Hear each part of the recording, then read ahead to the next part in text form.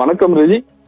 தமிழக முதல்வர் ஸ்டாலின் இன்று தர்மபுரியில் தேர்தல் பிரச்சாரம் பயணத்தை துவங்கினார். இந்த நிலையில்தான் தற்போது பாலக்கோடு சட்டமன்ற தொகுதிக்குட்பட்ட உள்ள கோட்டை தெருவில் நடைபயணம் மேற்கொண்ட போது இஸ்லாமிய மக்களை சந்தித்த நிலையில் அவருக்கு உற்சாக வரவேற்பு அளிக்கப்பட்டனர்.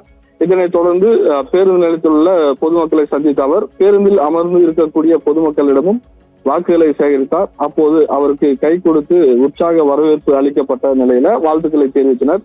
இதனைத் தொடர்ந்து தற்போது தக்காளி மார்க்கெட்டிற்கு சென்ற தமிழக முதல்வர் இங்கே இருக்கக்கூடிய வியாபாரிகள், விவசாய பெருமக்களை சந்திக்கிறார்.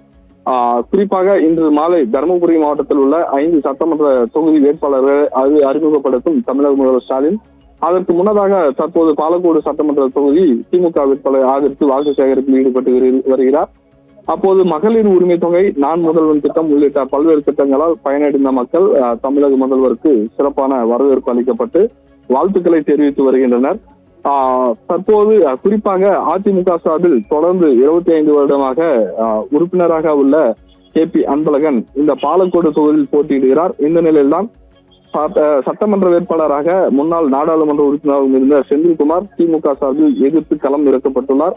எனவே இந்த தொகுதியை வெற்றியடை செய்வதற்காகவே தமிழக முதல்வர் ஸ்டாலின் பாலக்கோடு சட்டமன்ற தொகுதியில் உள்ள மக்களை சந்திக்கிறார். அதிமுக கோட்டையாக உள்ள தருமபுரி மாவட்டத்தை உடைப்பதற்காகவும் திமுக சார்பில் களம் இறக்கப்பட்டுள்ள வேட்பாளர்களை வெற்றியடைய செய்வதற்காகவே தமிழக முதல்வர் ஸ்டாலின் பாலக்கோடு தொகுதியில் உள்ள மக்களை சந்தித்து வருகிறார் என மக்களிடையே தற்போது பரவலாக பேசப்பட்டு வருகிறது.